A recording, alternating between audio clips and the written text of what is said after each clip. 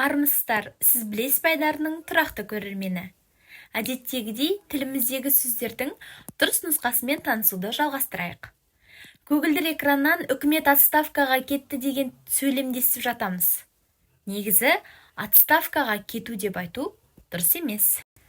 Отставка деген орыс тіліндегі отставить етістігінен шыққан туынды зат есім. Орыстарда отставить деген бұйрық бар. Әскерилердің қазақшаға аударған бұл баламасы доғар деп аталады. Отставка деген лауазымды тұлғаның өз еркімен жұмыстан кетуі дейміз. Бұның барлығы Совет одағының мұрасы, ал Совет одағына бұл патша канцеляриясы мен армиясынан мұра болып қалған. Дұрысы, үкімет қызметтен кетті. Үкімет құрамы қызметін доғарды.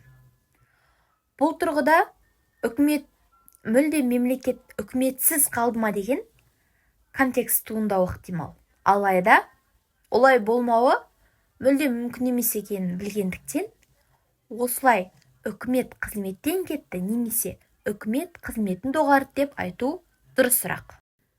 Қазақша сауатты сөйлеуге ұялатын, қазақ тілді қызметті қолданудан бас тартатын, қазақша әдеби сөйлеуден, таза сөйлеуден қашатын елде өсіп келдік. Алайда қазақшаны талап ететін күн туды. Қазақша сөйлеуден, сауатты сөйлеуден қысылмайық. Қазақшасын таңдасақ қана тіл дамиды, қолданыстағы тіл ғана бай болады. Назарларыңызға рахмет. Осымен сіз білесіз байдары аяқталды.